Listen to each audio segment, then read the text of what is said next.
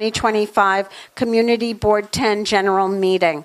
We will start our evening together as we always do with our Pledge of Allegiance. However, tonight we wish to invite one of our board members to help with the honor of the pledge. Dean Racina was appointed to Community Board 10 in January of 2000, and we are happy to celebrate his 25 years of dedicated service with the board. Yet, we are disappointed that Dean will not be seeking reappointment for another term. With his current travel plan still up in the air, we wanted to take this opportunity to recognize Dean and thank him for his service. Dean has served on several committees during his tenure with the board, including the Zoning and Land Use and Traffic and Transportation Committees. He has chaired the Budget and Personnel Committee for many years, as well as serving on the Nominating Committee, even chairing it several times. Dean served as chair of Community Board 10 from January of 2007 through December of 2009 and has continued to remain heavily involved with the board after his chairmanship. He frequently volunteered for special committees and extra assignments and has always fulfilled his commitments with great dedication. During the past 25 years, Dean's commitment to Board 10 has taken much time away from his family, and we would like to take this opportunity to thank his wife, Helen, for her patience and understanding. We hope Helen will appreciate Dean spending a lot more time with the family. As a send-off memento, we are awarding Dean, if I could have my lovely board manager, can you show them? Open it up. A t-shirt that says life is better at the beach. We understand he's going to be spending a lot more time there. Oh, you don't have to model it for us today, Dean. Thank you. But when you do wear it, we want you to remember us as you relax whenever you decide to take that trip to the beach. Please join me in wishing Dean well and welcoming him tonight with the honor of the pledge. Please welcome him.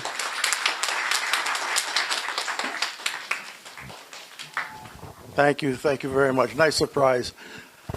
Please join me in the Pledge of Allegiance. I pledge allegiance to the flag of the United States of America and to the republic for which it stands, one nation, under God, indivisible, with liberty and justice for all. Thank you. Now, you have to be careful who you give that microphone to. That's all I could say. It's a bit of a surprise, but let me take a moment. I've completely enjoyed my time on the board, and I want to thank Dorothy, Josephine, Amanda for everything they do for the board. We could not be the board we are without them. And I want to thank each and every one here and previous members for making my experience just a wonderful, wonderful time on the board. No regrets whatsoever. So thank you one and all.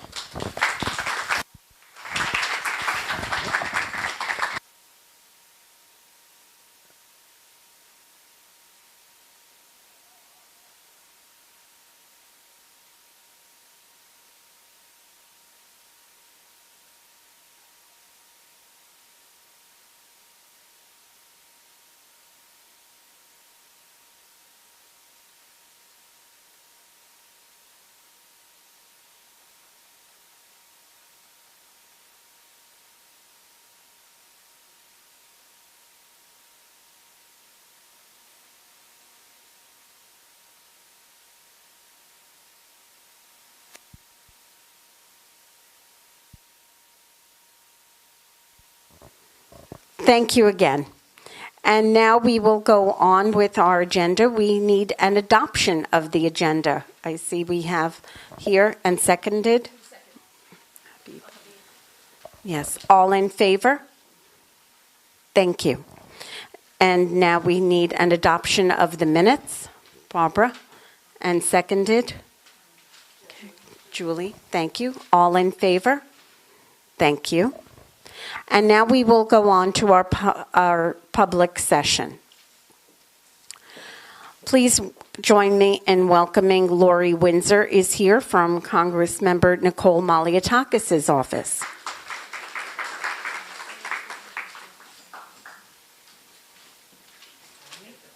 These are the time.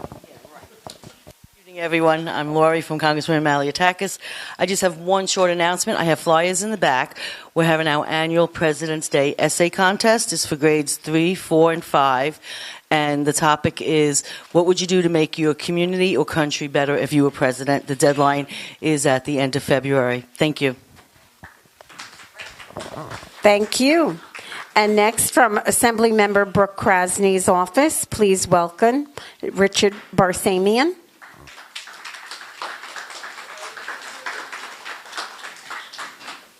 Thank you so much. Everyone, good evening. My name is Richie Barsamian, and I have the honor of being the Director of Community Affairs for Assemblymember Alec Brooke Krasny of the 46th Assembly District. As always, thank you to everyone at CB10 for the hard work you do day in and day out protecting our community. Dean, you are a tremendous community representative, and under the word gentleman in the dictionary, your name appears. Thank you for your many, many decades of service to our city, to the community board. Enjoy your life, but rest assured, everyone will still reach out to you for your expertise combined with your kindness. So only good. Can we get a hand for Dean, please? Dean Rasinia.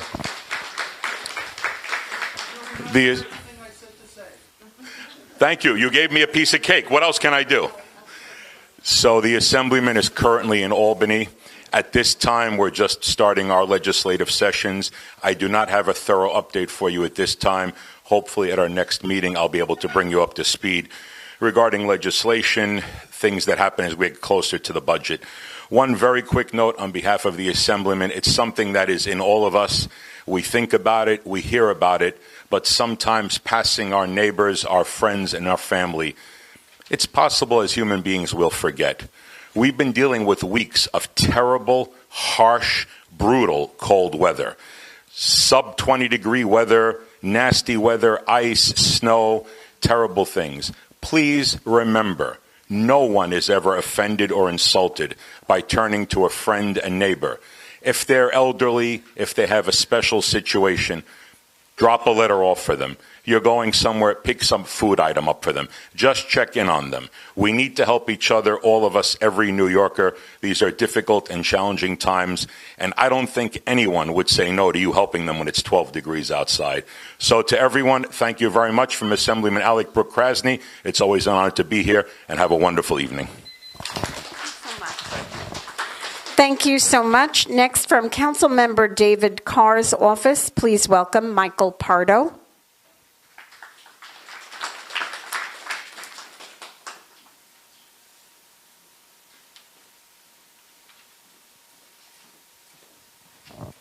Thank you.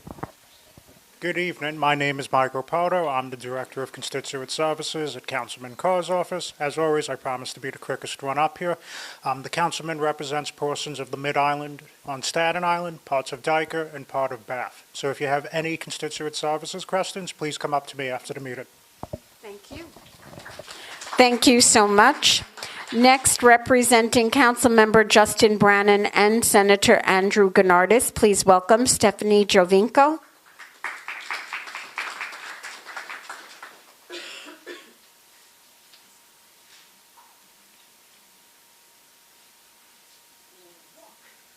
Got your steps in. Thank you. Again, my name is Stephanie. I'm from Councilmember Justin Brannan's office. Budget negotiation season has started, so the councilman is fighting to make sure that the district gets as much money as possible. Since he's been in office, he's managed to bring home $2 million to our district, so that's a lot of money. South Brooklyn also has an unfair property tax burden. The councilman has written an op-ed with Councilmember Joe Borelli calling on the state to pass the fair reforms our neighborhoods need. We are hosting the Department of Finance in our office on Wednesday, January 2nd. you can stop by. Anybody who's a senior or February. Oh my God. January 29th. Can you see another vacation? Who needs another vacation? Come on. So from 10 to 2:30, anybody can come in, talk to the Department of Finance about their property tax. I know a lot of people have been getting the notice of property value. They'll discuss that with them. We are also doing tax prep at our office every Monday and Thursday. Just call us at 718-748-5200 to make an appointment. And now on Senator Gennardis' behalf, they are doing their annual Valentine's for senior cards. I put the flyers for the back of them and in the back. And also, I know now everybody's thinking of the nice hot summer weather. I know Dean's going to be going to the beach soon. Lucky. We are doing another shredding and e-waste event. So please save the date of May 17th. Thank you. Thank you. Thank you so much. And next from Councilmember Alexa Aviles' office, please welcome Rob Aguilar.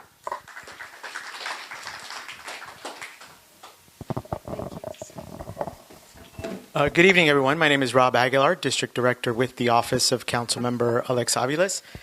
Just a few quick updates.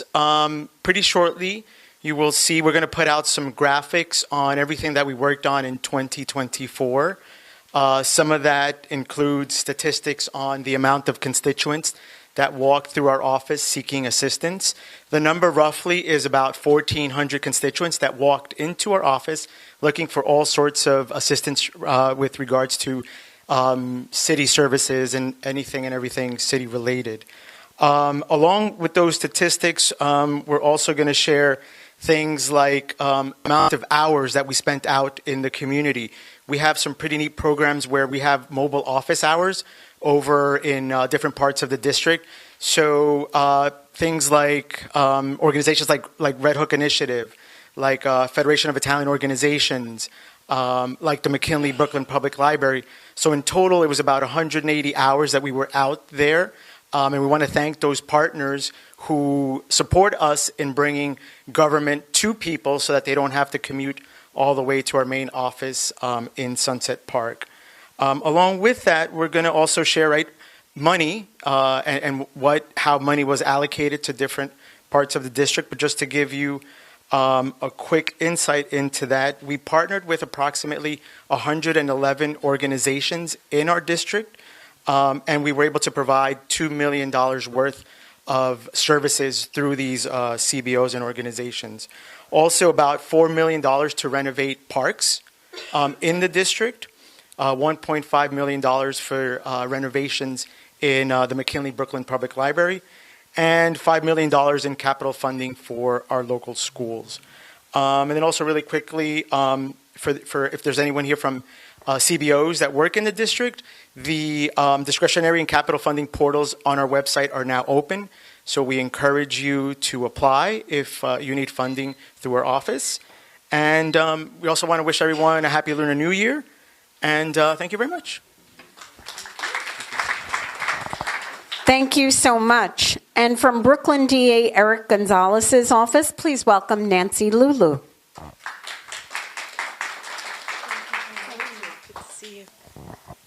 Good evening, everyone. I bring greetings on behalf of DA Gonzalez to everyone. Happy New Year. Just wanted to share a part of the end of year press release for Brooklyn from my office.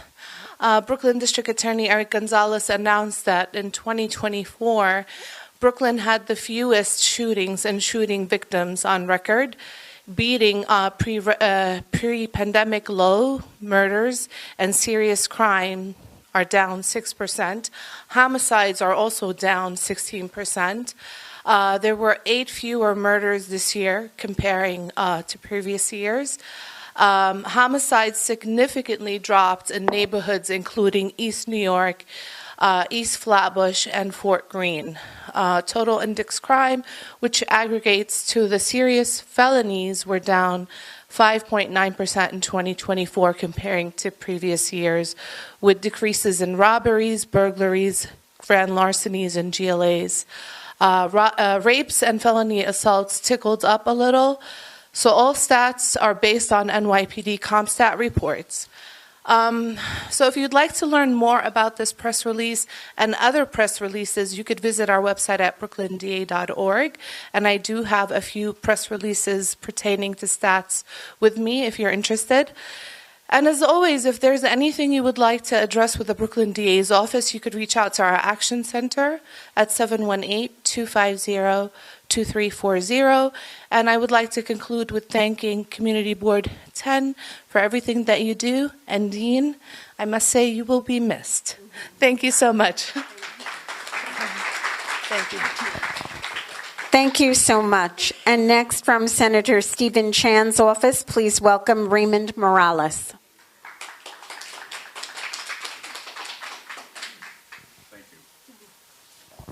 Good evening, everyone. My name is Raymond Morales. I have the pleasure of serving as the Community Outreach Liaison for State Senator Stephen T. Chan. He could not be here this evening as he's up in Albany in session for today and tomorrow, but he did want to extend his heartfelt thanks and gratitude for your support during the campaign. He looks forward to working with each and every member of the community to keeping the city safe, working on educational opportunities for our children, health and safety. He just wanted again to extend his thanks. Our office is at 6505 Fort Hamilton Parkway. We just started like 2 weeks ago, but we're digging in deep. We're here for you. Any concerns, please see me. I'll be here the entire evening. We'd love to work with you. Thank you very much. Happy New Year. Thank you. Thank you so much. And next, we would like to welcome Board Member Elizabeth Edmonds, would like to speak with us about subway safety.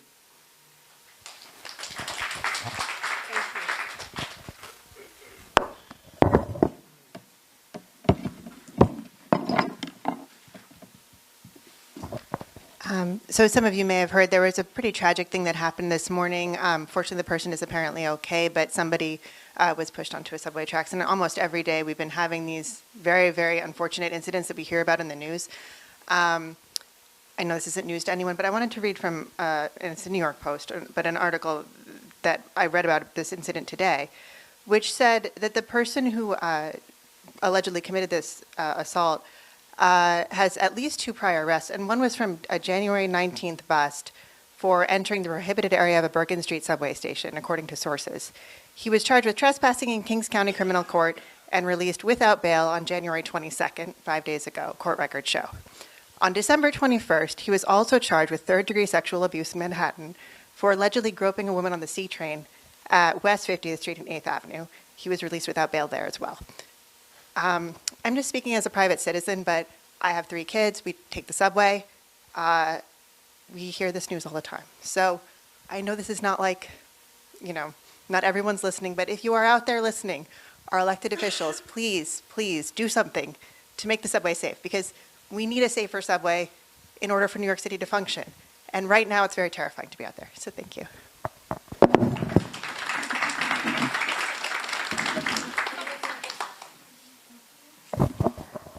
Thank you so much. We would also like to take a moment to recognize some other members of our audience this evening. From Congressman Dan Goldman's office, Wesley Yu is here. If you can give a wave. Thank you. From our 6-8 precinct, our commanding officer, Captain John DeSaro, is here with us this evening. Thank you for coming. Also from the 6-8 precinct, Community Affairs, Police Officer Peter Conti is here. Thank you. From Assembly Member Michael Chanusis's office, Basil Kapitanakis is here. Thank you. And from the Fort Hamilton Army Base, Colonel Misty Cantwell is here this evening. Thank you. And Colonel Cantwell would like me to share that the Fort Hamilton Garrison wants us to know that she has some flyers in the back regarding pool registration. Pool registration is open.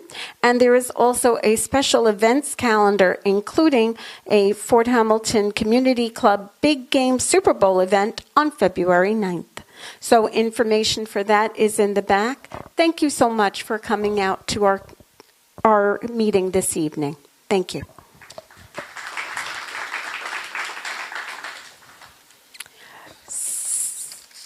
That concludes our public session, and now we will go on to our public hearings. We have just a slight change in the order of event.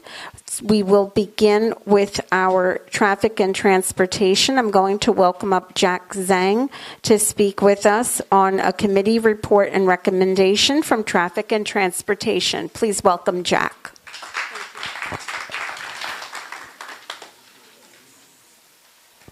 Okay. Hello, everyone. Happy Lunar New Year. On January 23rd, 2025, the TNT committee met to discuss an application from Brooklyn Brew for a roadway cafe. The owner of the restaurant was present. The cafe is located at 310 79th Street. The roadway cafe will have 8 seats and 4 tables, and the hours of operations are 8 a.m. to 8 p.m. daily. The district office noted that there have been multiple 311 complaints at this location, with some occurring overnights when the premises are closed. The committee had other comments on this location, including recommendation that the restaurant owner review their permits, given that the entrance is less than 20 feet away from residential zoning. The width of the roadway cafe extended beyond the frontage of the location, which the owner acknowledged will be rectified per the updated rules, and on the blockage of the sidewalk with tables and chairs extending to the following as displayed on Google Maps from November 2024, which the owners also agreed to remove. Given the major concern with noise, the committee approved the following motion with the standard stipulations, along with an additional stipulation regarding the securing and locking of the roadway cafe. And just maybe just one additional comment, there was like a feedback that was provided after the meeting from a local resident, which also affirmed that there's a lot of noise that happened overnight. Okay, so motion to deny application 2024-0904-03-0001 for a roadway cafe unless the applicant agrees to the following stipulations. Number 1, restaurants shall meet with the community board in case of future issues raised by the community. Number 2, outdoor cafe restaurants shall close by 11 p.m. Sunday through Thursday and 12 a.m. Midnight Friday and Saturday, irrespective of regular restaurant hours. Restaurants shall only use ambient lighting and shall observe DOT outdoor dining regulations regarding electric lighting and electric connections. Number 4, restaurant shall enforce no smoking regulations in all outdoor areas and shall observe NYC Fire Department codes, including no barbecue, no open flames, and no fire pits. Smoking, including but not limited to cigars, pipes, cigarettes, electronic cigarettes, marijuana, and smokeless tobacco, shall not be permitted in any outdoor cafe area. Signs necessary to comply with this requirement must be prominently and conspicuously posted in those areas, and ashtrays shall be prohibited. Number 5, outdoor cafe areas must have seated food service, for example, not used for storage. Number 6, outdoor areas shall be kept clean overnight and furniture must be secured at night. Number 7, pest and rodent control shall be applied in all outdoor cafe areas. Number 8, restaurants shall observe NYC noise code regulation and enforce these regulations among patrons. Number 9, restaurants shall not reserve or block street parking spaces for valet parking or other uses through any means, including but not limited to cones, signs, curb markings, as detailed in traffic rules of the City of New York 4-087. Number 10, restaurants shall not permit staff, valet services, or delivery vendors to block crosswalks, adjacent bus stops, or other restricted parking areas. And number 11, this is the added one, restaurant shall store outdoor furniture inside the restaurant overnight and shall lock and secure the roadway cafe to prevent overnight usage and loitering. Okay, we have a second for this motion from the floor. A second there. Okay. Any discussion?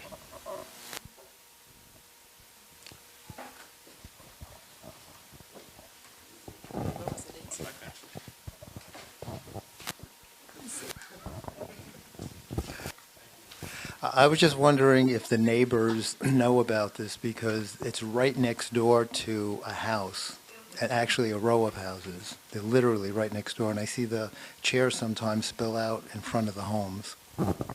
Yeah, so a couple of notes on that. Number 1, Previously, in the temporary regulations, they were allowed to do that as long as they got permission from the separate apartment complexes. That's not the case under the new rules. They cannot have extensions of the roadway cafe into surrounding apartment complexes.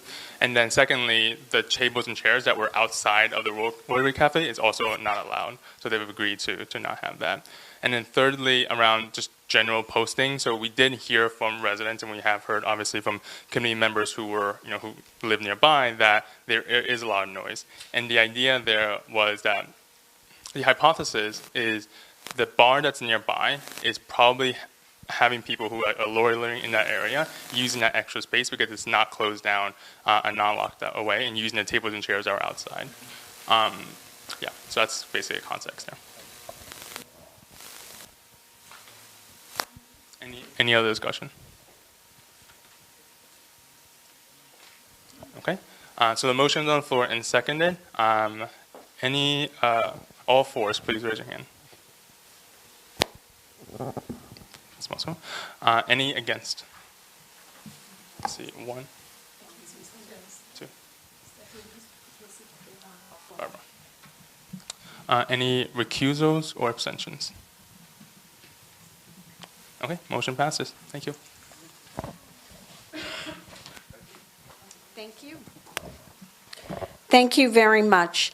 We will now continue with our public hearing and invite Chris Ellison to come up and speak with us with the committee reports, recommendations, discussions, and votes. I'm sorry. I'm sorry. I couldn't hear you. I apologize. Oh, I'm sorry. Yes. I just was notified that the owner of Brooklyn Brew wanted to come up. That you... Okay. Thank you. Thank you. So I'm Brian Madden. I'm representing my wife, Marina, the owner. Basically, I just want to state whether we were approved or denied, I'm going to be getting more involved with Community Board 10. I do represent a lot of charitable foundations. I work with the Amaranth Diabetes Foundation, the District 7 Foundation, the Masonic Medical Research Institute, the Third Kings Masonic Camp Fund. And I don't know if Community Board 10 does fundraisers and stuff, and if they need funds, but some of our, especially the 7th District Foundation, has monies that we have to allocate to certain things. We're really good at widgets. Like if you were doing a party for seniors and you needed, 500 somethings for those people, we would be able to probably donate to that. So you'll probably be seeing me at the monthly meetings and showing up and trying to get you guys involved with the charitable works that I'm doing so we can also benefit the community. I know a lot of people in here. I'm pretty stand-up. I know there were some noise violations. That will be addressed. The hours that were on the application were generally our open hours, but that doesn't have to be the hours that the outdoor is open. That could be modified to whatever. That's not essential. Like we could start it at 9 a.m. instead of 8 to give a little bit more time for the community so there's no noise out there in the morning. Maybe even at 10 o'clock in the morning. So we're willing to work with the community. It's not that big of a deal. We're here to support the community. We did a fundraiser for our neighbor. Unfortunately, her son passed away abroad, and we did a GoFundMe for them and raised $52,000 so that they could get the body back. We're definitely an asset to the community if you get to know us. I might look a little rough around the edges, but I'm here to help. Anybody could come to Brooklyn Brew Cafe at any time and ask for our help. We're involved with the synagogue a lot. We do a lot of work and cooking and stuff over there to serve the community. I'm available to go to any churches and assist also, and mosques. I'm an all-around guy, and I just want you to know that. Our number's available, and you can get a hold of us anytime. Okay? Thank you. Thank you so much. And once again, they had applied to speak during the public session, and that paper was on the side. So thank you for your patience. And now back to Chris Ellison. Thank you very much. Good evening. The Police and Public Safety Committee meeting was held on January 14, 2025. The meeting was a hybrid meeting in person at Community Board 10 District Office and on Zoom. You met in quorum, but not an in-person quorum, and the agenda was as follows. SLA change class of liquor, wine, beer, and cider application for Sabor Andino No. 2, Incorporated. A new SLA wine, beer, cider application for 86 Joy Cafe. Review of new retail dispensary premise at 8110, 8112 Fifth Avenue, Flintstone Cannabis Company. First item, new SLA license for class change of liquor, wine, beer, cider at Sabor Andino No. 2 Incorporated, premises 6314 14th Avenue. The applicant, Mr. Amando Sinche, was represented by his attorney, Mr. Neil Vasaki, who was present via Zoom. This is a change in class from beer, wine, and cider to liquor, beer, wine, and cider. The establishment has been operating at this location for several years and has a license since 2012. The current hours of operation are Monday through Thursday, 10 a.m. to 12 a.m., Friday through Sunday, 10 a.m. to 2 a.m. There is no outdoor dining. Indoor seating is 10 tables with 36 seats, 1 bar, and 6 seats. There will only be background music. There was concern of the establishment having 22 311 noise complaints in the past 2 years, usually between the hours of 12 a.m. and 1 a.m. Officer Conti from the 6A precinct was asked the deposition of the complaints, and he stated they were all marked as resolved. We did community outreach on this applicant with no responses. The committee felt that should the complaints continue, that we call the applicant and address the concerns. After a discussion period, the committee recommendation motion is to deny the applicant unless the applicant agrees to the following stipulation. The premise will be operated as a restaurant. There will be no sale or consumption of alcohol on the premise until the appropriate license is issued by the SLA. Applicants will not serve or allow BYOB until their license is obtained. The owner-manager will be on-site during all hours of operation. The hours of operation are Monday through Thursday, 10 a.m. to 12 a.m., Friday through Sunday, 10 a.m. to 2 a.m. There will be no smoking permitted. There will be no outdoor music. The doors and windows will remain closed with any amplified music. Background and recorded indoor music sound levels will remain below the level permitted by the New York City Noise Code. Once the SLA license is obtained, the community board may call upon the applicant to address any concerns that may arise. There will be at least 20% visibility view into the establishment at eye level. The applicant agrees that should it change its method of operation, it will give notice and meet with the community board committee at least 45 days in advance of any such change. The applicant, through his attorney, agreed to the motion, and motion passed unanimously. So, in order for the motion to proceed, I need a second. Second? Julie? Any discussion?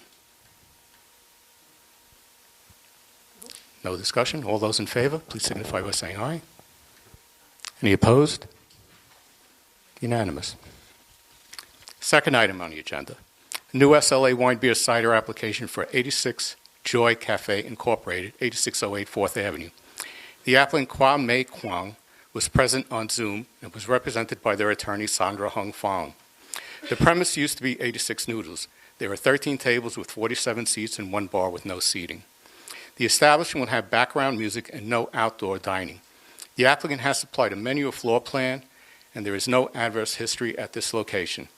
After a discussion period, the committee's recommendation motion is to deny the applicant unless the applicant agrees to the following stipulation. The premise will operate as a restaurant. There will be no sale or consumption of alcohol on the premise until the appropriate license is issued by the SLA. Applicants will not serve or allow BYOB until their license obtained. The owner or manager,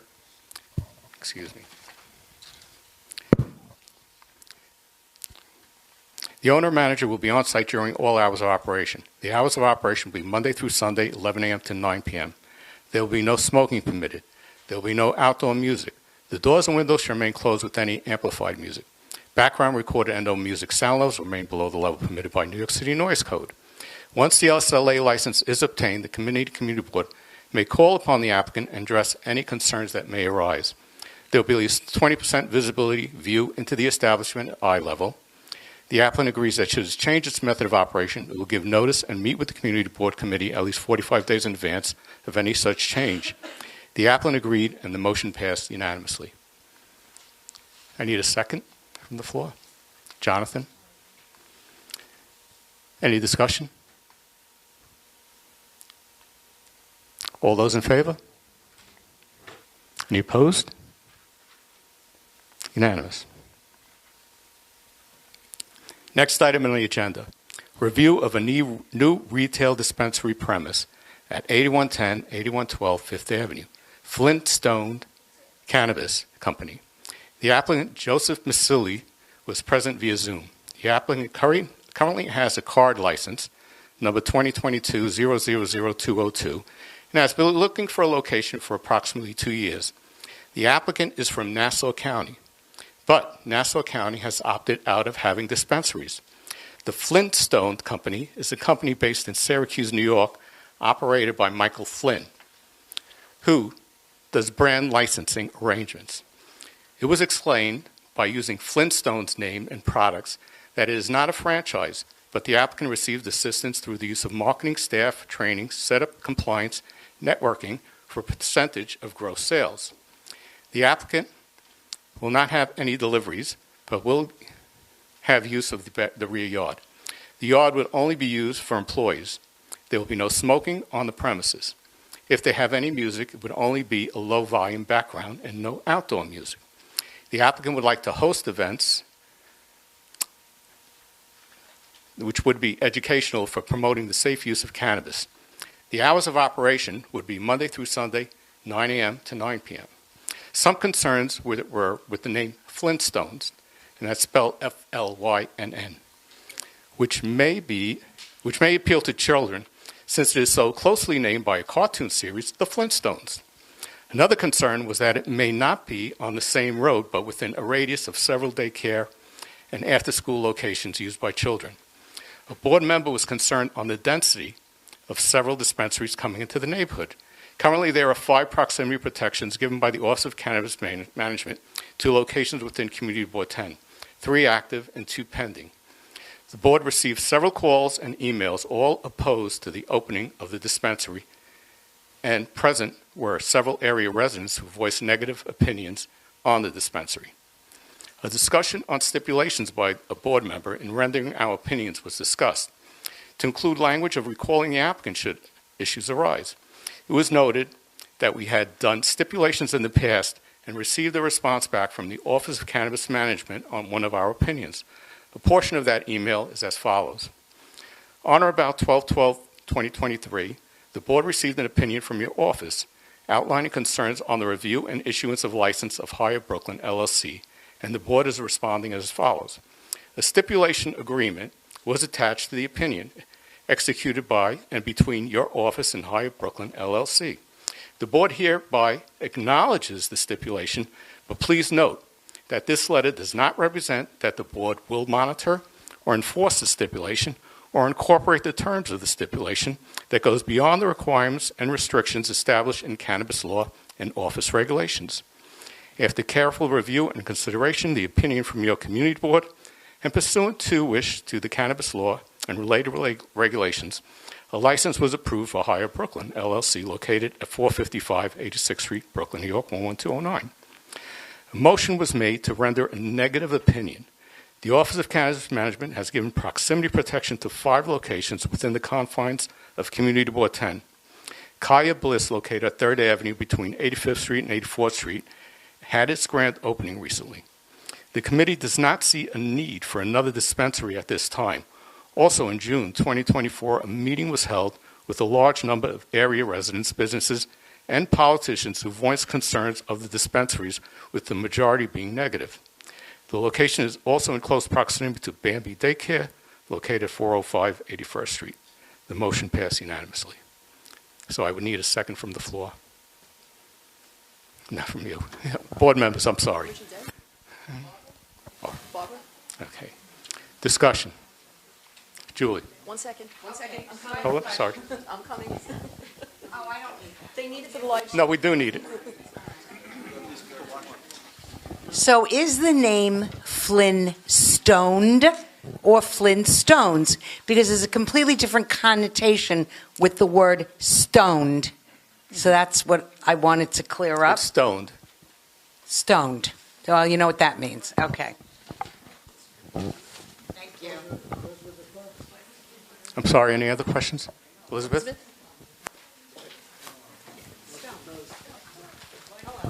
Just one thing to add, that it's not that I guess the owner's not present, so, but at the meeting, he suggested that he felt that he could target his cannabis to certain demographics. And I don't know what he was meaning by that in the neighborhood, but I thought that was a bit concerning, and I just wanted to raise that, so.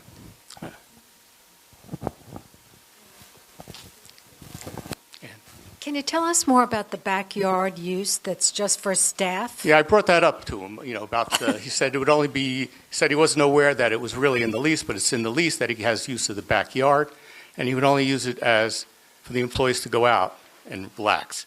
And I said, are they going to go out and smoke? And he said, no, there'll be no smoking on the premises. All right. So it would only be for recreational for the employees, probably to go sit and have lunch, maybe. It was something of that nature. I didn't get into it that much. But there will be no smoking on the premises, so he says.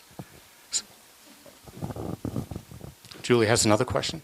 It'll be limited to 2 questions. But he said he wants to have events there. Correct. So they could be theoretically outside the events in the good weather, which he wanted means... to hold events on recreational use, educational. Educational. Okay. Correct. Right. Okay. So Thank we you. rendered a negative opinion. Camilla? Does he check all the boxes? Does he check all the boxes? Do they check all the boxes? Are they 500 feet from something they shouldn't be close to? Yes, he does check all the boxes. It's going to be rough. Okay. But as a community board, we render an opinion. I understand. All right? And the majority of the community was negative. There were several people at the meeting, and we did receive about 12 emails, I believe. So, All negative, nothing positive. Any other board members? Any other board members?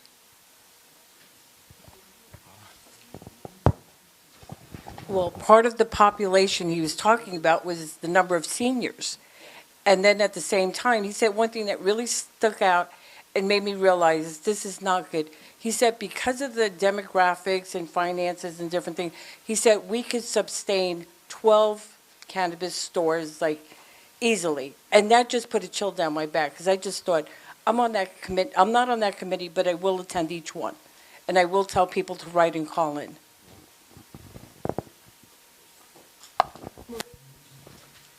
Yeah, so just to back up, I do know people who own cannabis stores, legal cannabis stores, and the population they do look for is white, older women. So this neighborhood is prime. And I live in this neighborhood. My children walk down Fifth Avenue, Fourth Avenue, and everywhere else. And the characteristics of this neighborhood is not a cannabis area that I want for my children. And because of the demographics of this neighborhood, you will get tons and tons of people coming here. And that's not what I personally want. I mean, some also other concerns were on traffic. People double parking, but we have that throughout the whole neighborhood as it is now. Any other questions? First Dan and then Dina.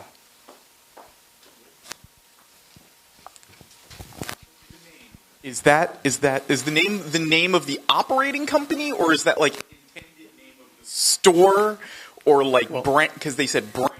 It is a branding name. It's a company called Flintstones, FLY. Yeah, it's Stoned. just. All right. It's that the name. It's operated by a man called Michael Flynn, FLYNN. But we did take into consideration the name Flintstones being close to the Flintstones.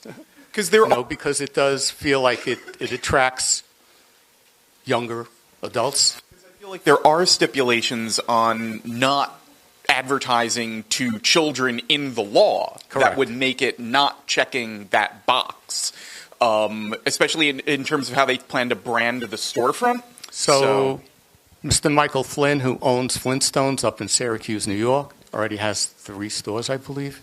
And they're only allowed to have 3. That's why he's doing this branding. Got it. And it's not a franchise, I've been told. It's a branding. Any other questions? Do you know? Board members first. Thanks. Sorry, you said there were some negative comments about it at the meeting. It doesn't exist yet. What were the negative comments about? Well, negative comments in having a cannabis store in their neighborhood. Fair enough. Right? People living around the corner, people living next to it, et cetera. Okay, and then this question kind of goes outside of our borders, but do you know the status of other cannabis dispensaries in New York City, like the number of them outside? In New York City, I believe the state has issued over 200 retail licenses so far. They're going higher and they're moving at a faster pace than they did in the past. More are coming into New York City. I know Brooklyn had a lawsuit at one time where they weren't even issuing licenses. So Brooklyn is behind. Okay, so my question really is do you foresee Bay Ridge becoming like a tourism spot for cannabis because of a lack of other dispensaries within the borough? Well, what I'm seeing is the applicants that are applying don't live in the area, right? So they're doing their due diligence and looking at Bay Ridge and saying, I can open up a store here because my competition is less. That's my personal opinion, not from any data or anything like that. Hope I answered your question. Made that one easy for you.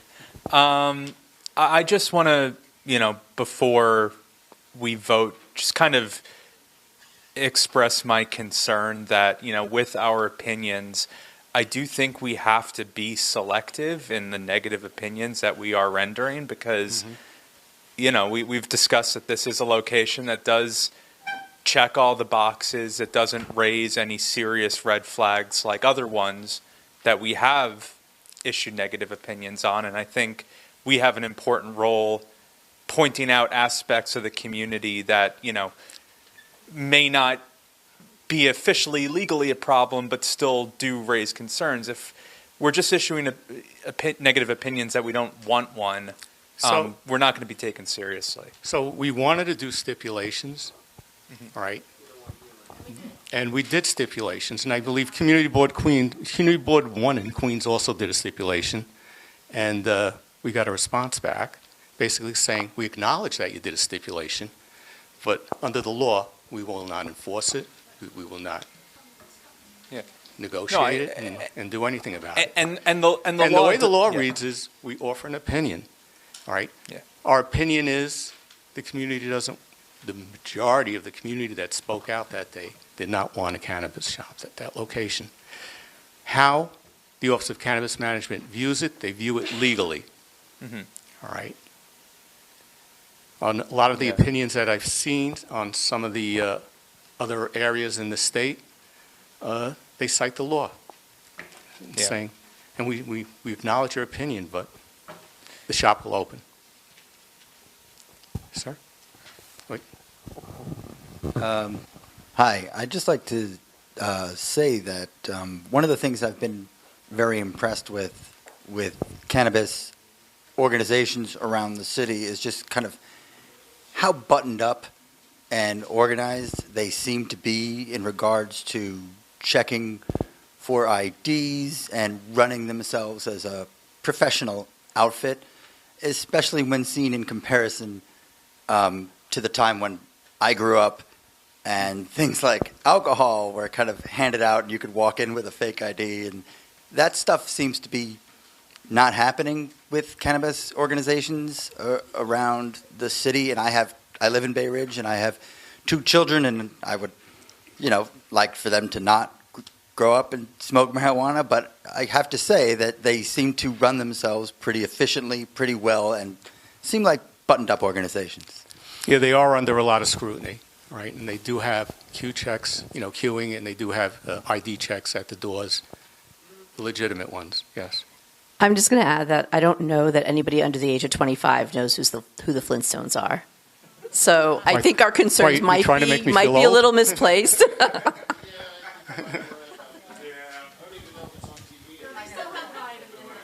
Yeah, all right. Elizabeth, one more.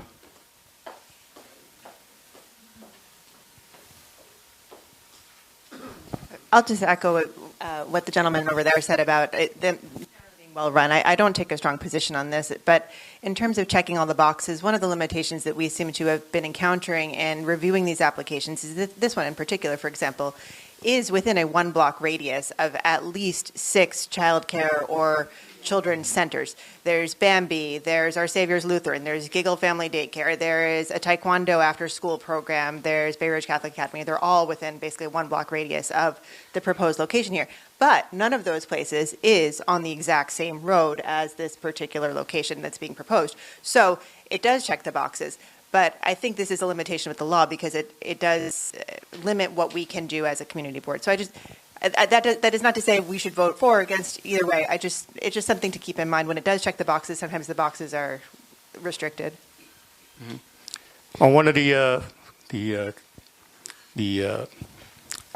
renderings from the cannabis office, the Office of Cannabis Management, I saw a school was 515 feet, so 15 extra feet. They still gave the license out. Okay, You have someone from the public. gentlemen. I just had one concern. So I have a 17-year-old daughter and a 14-year-old daughter and 2 other kids, but they're teenagers. They're walking around all the time. I'm curious if during their practice of validating ID, they use a system kind of like the bars do, where they actually scan the ID and it's approved or official or not. They do use that. Okay, it's a scan ID system. Because that's my biggest concern, that they're documenting who is and it documents on who comes in, and documents on how much they buy, because I believe they're only allowed to buy 3 ounces per day per person. Thank you. You're welcome. One more, and then I'll call the question. Thank you very much. A very brief statement. This has nothing to do or anything against Community Board 10 and your responsibility within the guidelines of the law. Bay Ridge was known everywhere as a place of schools, parks, the Shore Road waterline, the waterfront, churches, synagogues, and mosques. We were known as a beautiful community where people would raise their children, ride their bicycles, and very, very much with a Mayberry feel. I ask you this question, notwithstanding the parameters of the law and what you are compelled to do. Unfortunately, by the way, the inappropriate law has come from Albany. Do we really want Bay Ridge to be known, not for holiday lights, not for what was the great shopping corridor of 86th Street and the love in the community we have for each other? Do we want Bay Ridge to be, future generations to be known as a marijuana cannabis supermarket location? Do we really want to leave this legacy for our children and our grandchildren to turn what was a beautiful community into a place for cannabis stores? I ask you to think about that and do everything possible. Thank you very much. One more question, Ruth. Ruth? Hi, I just want to respond to the comment that was made before by one of our board members. Hey there. Yeah. What's that? Oh, yeah. Always, you do. I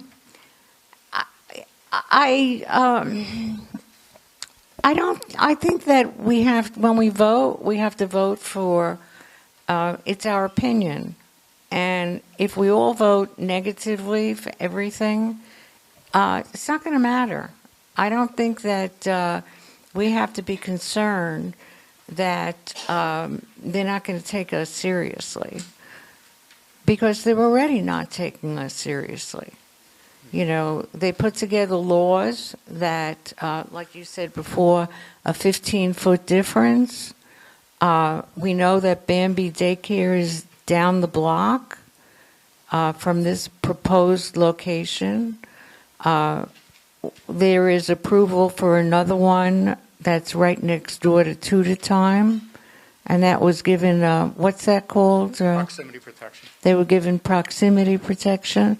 So, truth be told, what we're doing is an exercise in futility. Thank you. So I am opposed to this because of the location and the number that are springing up. Okay, thank you. All right, I'll call the question. All those in favor on the motion? Oh, you people. Motion was made to render a negative opinion. The Office of Cannabis Management has given proximity protection to 5 locations within the confines of Community Board 10. Kaya Bliss, located at 3rd Avenue between 85th Street and 84th Street, had its grand opening recently. The committee does not see a need for another dispensary at this time.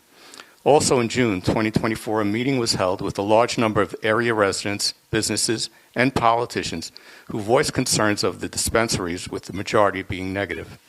The location is also in close proximity to Bambi Daycare, located at 405 81st Street. And we did the motion and passed unanimously. So all those in favor?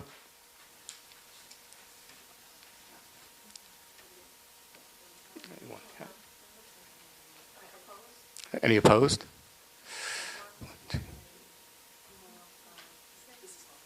7 opposed. Motion passed. I have one more item on old business that we did. All right. Old business was discussed on proximity protection maps established by the Office of Cannabis Management for applicants located within the confines of Community Board 10. Canalicious is located on the proximity protection map at 9515 3rd Avenue, Brooklyn, New York 11209. This applicant did file a 30-day notice in June 2024, did not have a lease for 8514 3rd Avenue, Brooklyn, New York 11209, and the board rendered a negative opinion at that time. The applicant has not given Community Board 10 a new 30-day notice as required for 9515 3rd Avenue, Brooklyn, New York 11209. Motion was made to send to the Office of Cannabis Management a letter of our concerns. The draft of the letter is as follows. Community Board 10, Brooklyn, would like to bring to your attention a failure of procedure.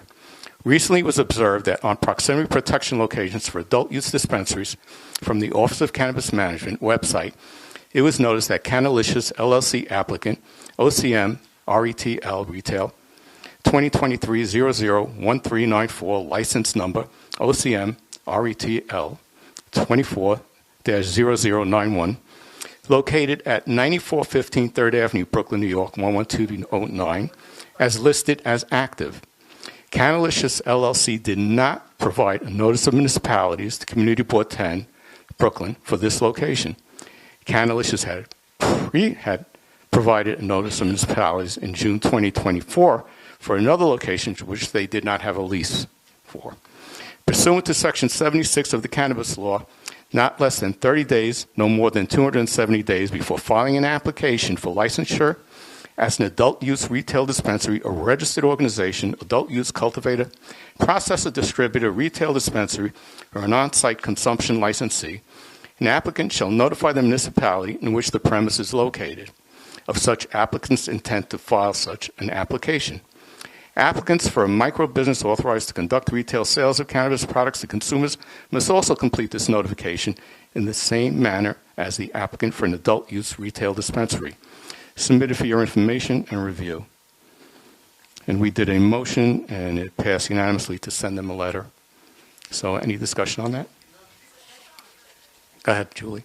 Is it 9415 or 9515? I had 9415. I could. I'll have to check the address again. Yeah, we should vote on it. Anybody want a second? All right. No. Any discussion? Okay, so when you file to open up a retail cannabis location, you have to give a 30-day notice to the community board or a municipality. And we were allowed to file for a 30-day extension. So they could have up to 60 days, right? They did file in June of the 2024 meeting for a location which was the old Rose Glass on 84th Street. They did not have a lease for, so we rendered a negative opinion at that time. They are now on the proximity protection map as active, not pending, active at this location on 9415 3rd Avenue. Yeah, I believe it is. Maybe I made a typo. I'll have to check. So we're sending a letter to the Office of Cannabis Management stating that they did not follow the proper procedure, yet we see that they're active.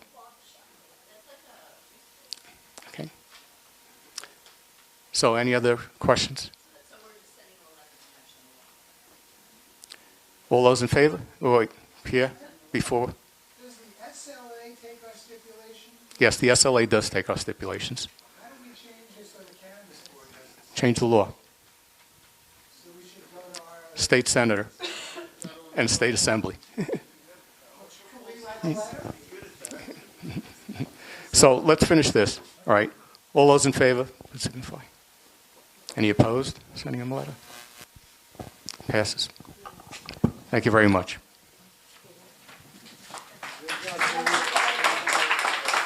Yeah, it's signed. Thank you. Thank you so much. And now on to the chair report. So thank you one and all for your continued service as we begin this new year 2025. And coming up on January 29th, we will begin the Lunar New Year celebration as we welcome the year of the snake. The snake is a symbol for wisdom, adaptability, and prosperity. As with all New Year greetings, we wish you a year filled with good health, wealth, and happiness. Brooklyn Community Board application season has begun and will remain open until February 14th, 2025. We take pride in our work and invite you to encourage your friends and neighbors to volunteer and apply to the Community Board so we can continue having the vibrant voices of Bay Ridge, Dyker Heights, and Fort Hamilton be heard.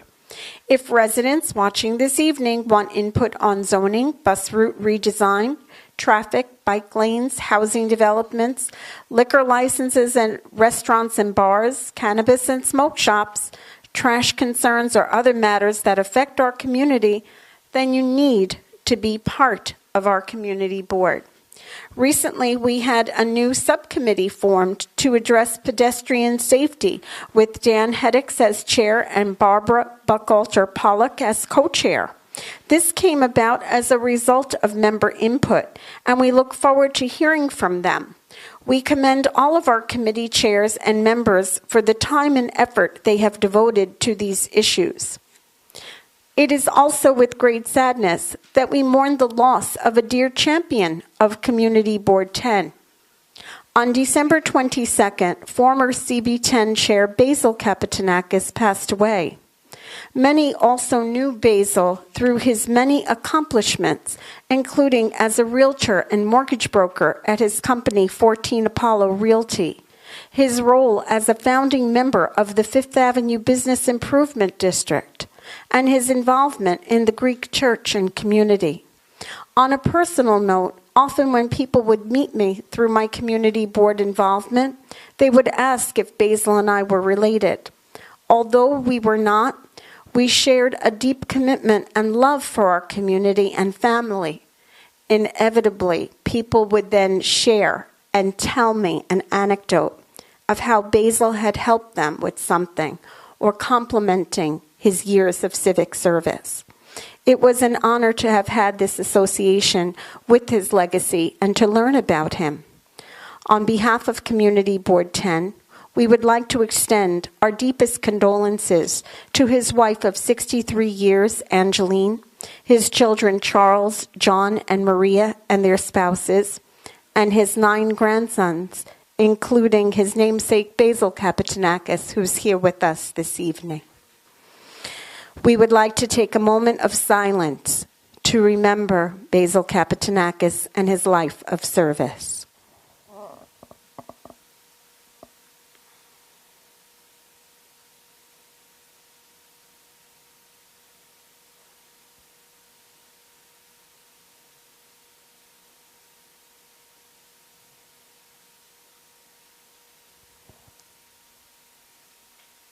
Thank you all. Respectfully submitted, Jane Marie Kapitanakis, Chair CB10. And now please welcome Josephine Beckman for our district manager report. Thank you, Jane. Good evening, board members. Happy New Year and happy upcoming Lunar New Year. I want to begin my report with a quick update regarding Dyker Lights. A special thank you to the Mayor's Street Activity Permit Office, who coordinated an interagency meeting to handle additional traffic control and other city-related issues, making sure that we get agency support. And a big shout out to the 68th Precinct, who was here. I think we spoke at least every day during Dyker Lights, and really greatly appreciated the additional support. It really helped aid in pedestrian safety and making sure the event went safely and smoothly. The district office has requested a post-interagency meeting to review this year's event, so we can begin to plan for next year. So with the return of snow, we gratefully only had a few inches, but we extended our appreciation to the Department of Sanitation, who worked well to clean our streets promptly. I also want to bring to your attention this evening the announcement of 2 city charter revisions. The first was announced by Mayor Adams. The Brooklyn Public Input Session on Housing and Land Use will take place on Tuesday, February 11th from 5 p.m. to 8 p.m. at the New York City Fire Department headquarters at 9 Metro Tech, and it's available on Zoom.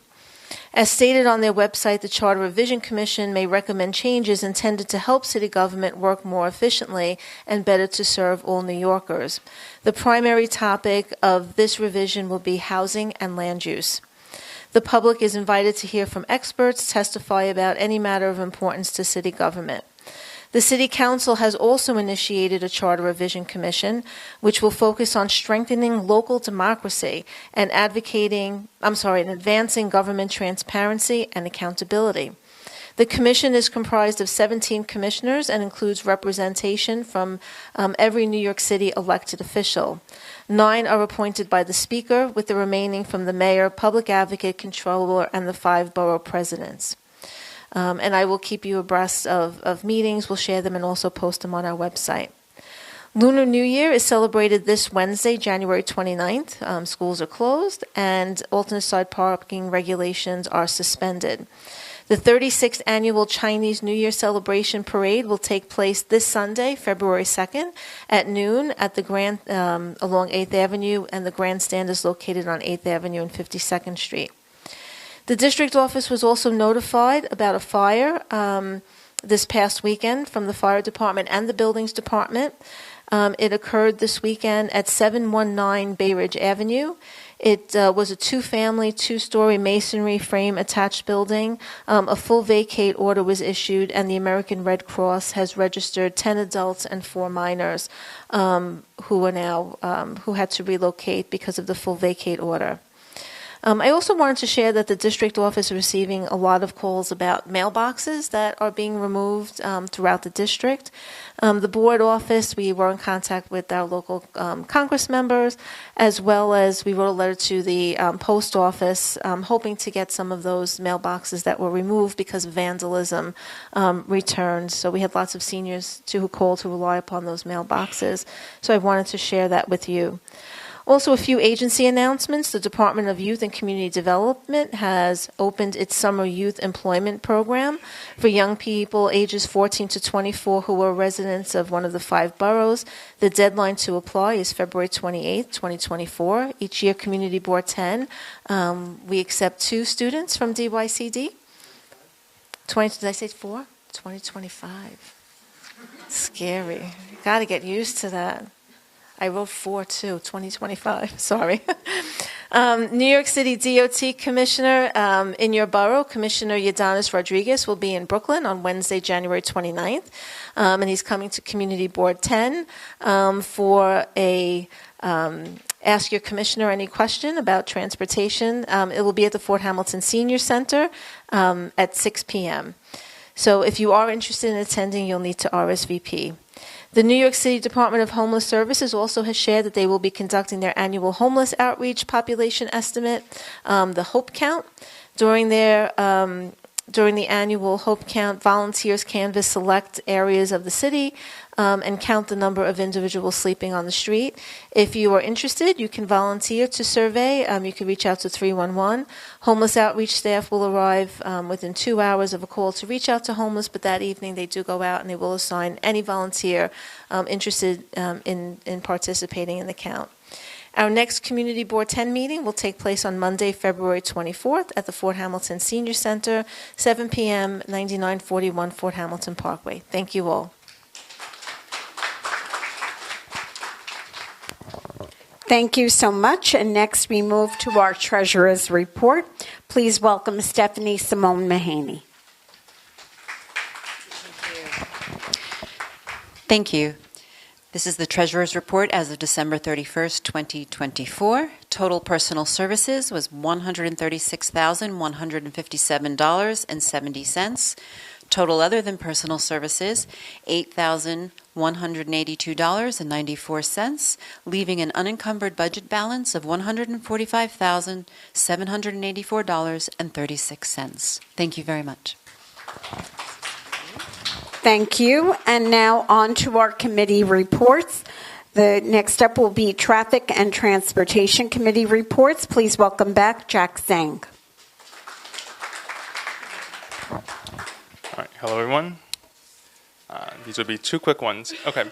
The committee board is notified of a speed limit reduction on one block of Battery Avenue from 88th Street to 86th Street. This block includes MS 407, the newly opened middle school. The proposed reduction would lower the speed limit from 25 miles per hour to 15 miles per hour.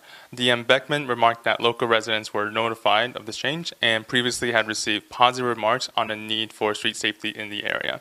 The committee agreed on recommendations to further enhance safety measures through installation of a speed bump or speed hump. The bump is a large one, hump is a smaller one, and installation of clear and adequate signage.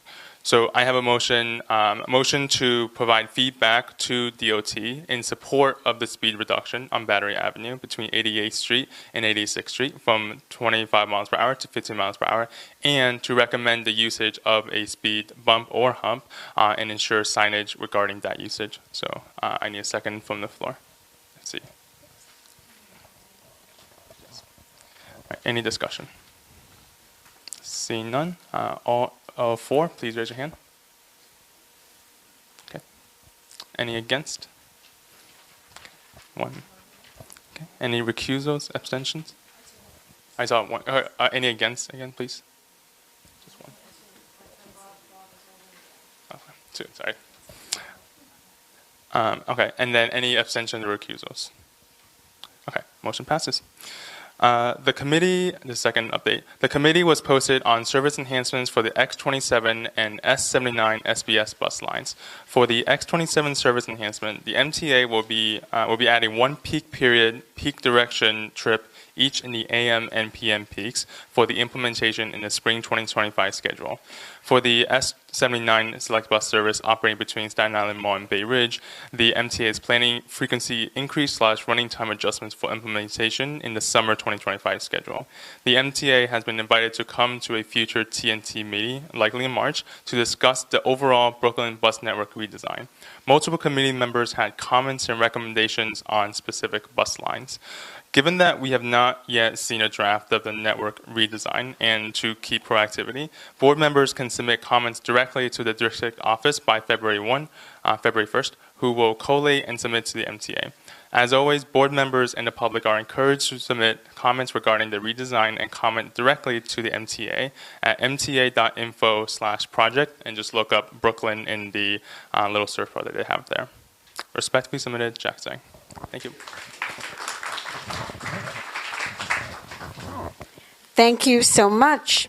And now we will go on to hear about the Pedestrian Safety Select Committee. Please welcome Daniel Heddix. Thank you. I'm keeping these to a page, people. It's very hard. Pedestrian Safety Subcommittee held its first meeting in virtual quorum at 7 p.m. on January 21st, 2025 at the CB10 District Office. In addition to our committee and public members, Maya Yedin from Andrew Gennardis' office joined us to provide support and answer legislative questions. During the meeting, committee members introduced themselves to the public and each other to deliver, with many having experienced traffic violence in the past. That was really shocking to me. How many people are affected by this? Well, not shocking. We talked about our timeline and goals to deliver a report for approval at the June 2025 General Board meeting. After approval, we will send it to the New York City Department of Transportation. We then reviewed our old safety report from 2011, almost 15 years out of date at this point, and that doesn't include newer tools like Vision Zero data, municipal databases, etc. We discussed important terms and ways to improve our analysis, focusing on vulnerable pedestrian groups such as children, older adults, and people with disabilities. One of our early conversations related to the agencies responsible for pedestrian safety. It is not just the DOT. So we made a motion to include the NYPD and our local elected officials in the recipient list for this report, while also leaving the door open for additional agencies and organizations to be added in coming months. We're happy to report we've landed on a working draft for the structure of the report, which will consist of a summary, an overview of findings, followed by a narrative analysis explaining how and why Community Board 10's roads and sidewalks have become unsafe, followed by specific proposals and recommendations grouped according to the Safe Systems Pyramid adopted by David E. Ederer et al. In 2023. These recommendations will be accompanied by a targeted list of agencies and officials who would be responsible for implementing each proposal.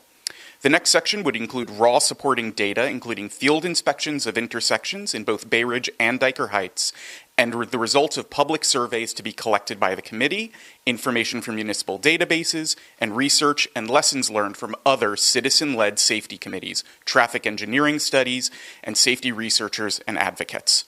We'll be meeting again in a working session in the coming week to finalize the conditions that we will measure in our field inspections, questions for our public surveys, and set the agenda for our next public meeting. Respectfully submitted, Daniel Heddix, Committee Chair. All signed. Thank you so much. Thank you so much. And now we will go on to our Youth Services, Education, and Libraries Committee report. Please welcome Barbara Buchalter-Pollock. Hi, everybody. I'm getting over a cold, and this is a little bit long, so I apologize. A meeting of the Youth Services, Education, and Libraries Committee was held on January 13th in person and on Zoom. The purpose of the meeting was to hear informational presentations by Arthur Samuels, co-founder and chief executive of Mesa Charter Schools, and by Dr. David Preto, the superintendent of District 20's, public schools. A question and answer session occurred after each presentation. The committee did not meet in quorum. The Math, Science, and Engineering Academy, commonly known as MESA, is building a charter high school within the campus footprint of the former Angel Guardian home. MESA Charter, one of the 3 schools scheduled to be opened on the site, is also one of the 2 schools scheduled for new construction. A 3rd school will be housed in the renovated former Angel Guardian home. The Angel Guardian home building was granted landmark status in 2020 by the New York City Landmarks Commission, and its renovation will conform to prevailing landmark preservation codes. Mr. Samuels gave a brief introduction to charter schools in general and to Mesa specifically. He explained that District 20 was chosen by Mesa because the existing high schools within the district do not offer a small school option for parents and students. Since all charter schools are public schools and open to all New York City students through a lottery system, he further explained that District 20 students would be given first priority in filling Mesa's available seats. Seats remaining unfilled by District 20 students in the initial lottery will then be offered to students outside of the district in a subsequent lottery. Mr. Samuels went on to highlight the unique educational opportunities that will be available to Mesa students due to its small size and inclusive community model. A high staff-to-student ratio and an active school-parent partnership allows for both individualized academic support and stable mentorships throughout the 4-year high school program. Parent involvement is highly valued, and students and parents both have a voice in designing curriculum. According to Mr. Samuels, this has statistically meant a higher rate of academic growth for students and a high percentage of program completions and graduations. During the question and answer period, CB10 Chairperson Kapitanakis asked for total class size and total school enrollment projections. Mr. Samuels responded that the first entering ninth grade class would have a register of about 120 students, as would the 3 subsequent entering classes, resulting in a total enrollment of about 500 students by the beginning of the school's 4th year of operations. District Manager Beckman raised a community concern that the combined school enrollments would increase traffic and congestion in the neighborhood. Mr. Samuels explained, that Mesa's daily schedule was not aligned with the DOE, and that Mesa students would be starting and leaving schools on a later schedule. Youth Services Educational Libraries Chairperson Buckhalter Pollack asked if the Mesa school community would be amenable to partnership with other public schools and private schools in District 20 to advance the district's Civic for All initiatives. Mr. Samuels replied that Mesa had a history and culture of collaboration with neighboring schools and would welcome being involved. The meeting was then turned over to Dr. Preto, who as District 20 Superintendent has been instrumental in implementing New York City's Civic for All curriculum throughout District 20. His presentation focused on the curriculum and the positive impact it's having on the school communities within our district. He explained that District 20 was one of 3 school districts to implement the curriculum district-wide when it started, and that the program's goal is to have students learn about federal, state, and local government through direct engagement. The 3 component parts of this curriculum are Soapbox New York City, participatory budgeting, and take action projects. Students first identify a school or community need that can be remedied, then research and outline the steps needed to achieve their goal. They advocate for their projects to be funded through participatory funding, just like we do, and discover how voting is integral to the democratic process. When projects are funded, they get to implement their ideas and directly experience the impact their involvement has on their communities. Several meeting participants spoke to the positive impact Civics for All and direct engagement has on children of all ages and how it directly benefits our community. The YSCL committee was privileged to hear a presentation last month by STEM students for IS 407 and is eager to learn more about the program and to actively help our school communities as they implement their Civics for All initiatives and community projects. Respectfully submitted, Barbara Buckhalter-Powell.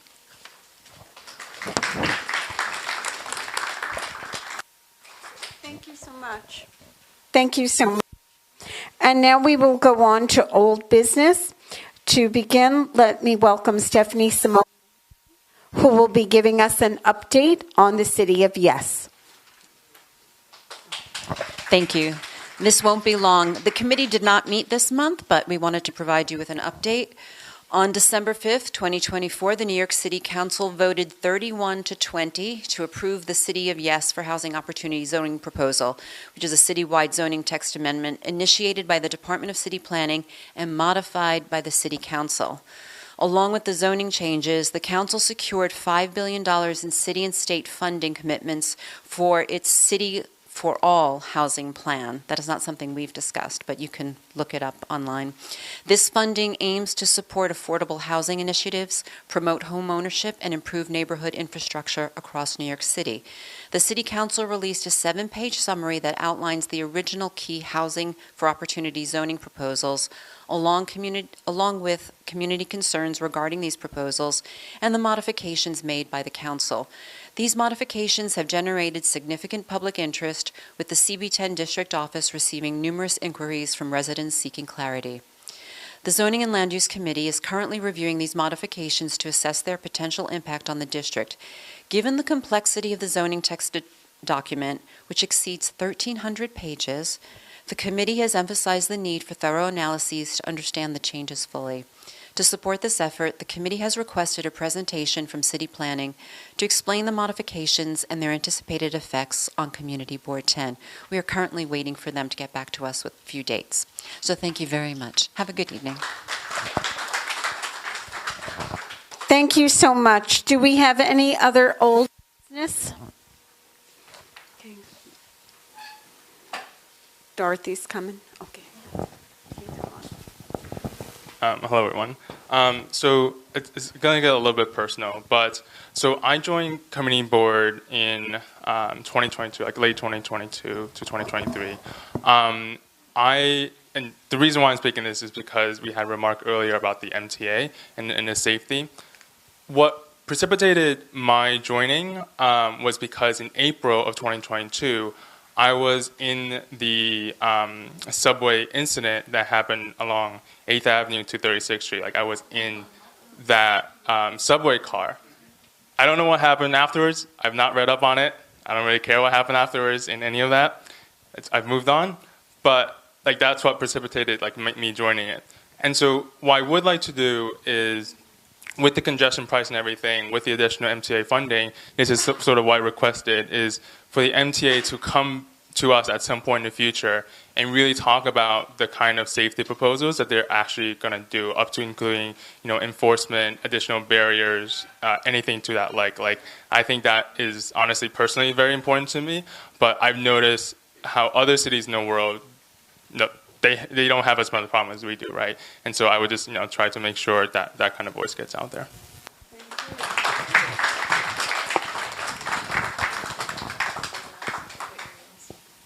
Thank you for sharing that, Jack. Do we have any other old business?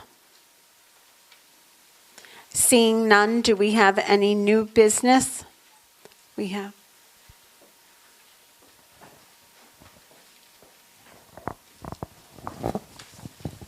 Well, I'd just like to suggest that since the SLA takes our stipulations and at least considers them and will enforce them, and the Cannabis Board doesn't, shouldn't we be complaining about that? Because it just, to me, makes no sense. We should draft a letter, but we should also contact the other community boards that must feel the same as we do and try to change this regulation.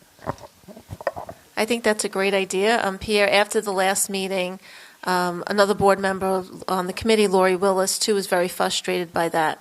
And she actually sent over some of the parallels in the two state laws, and with some clear arguments of why it should be that way, and not really understanding why OCM. And first she thought we should seek clarity, and I spoke to Chris about this, but I think we could do both parallelly.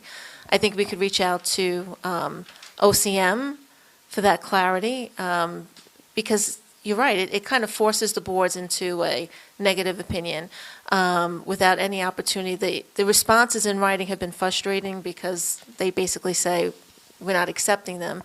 So a letter to OCM and state elected officials, I think, would certainly be helpful. Yeah, okay.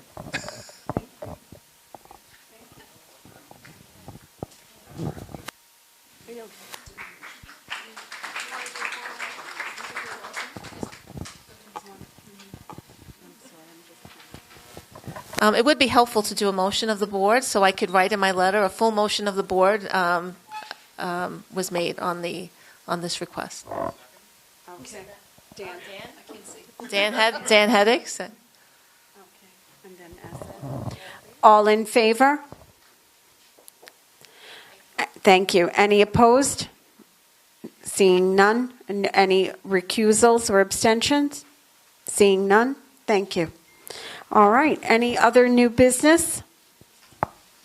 Seeing none, do we have a motion to adjourn? Ah, yes. All hands up. Have a wonderful Lunar New Year, and we will see you next month. Thank you.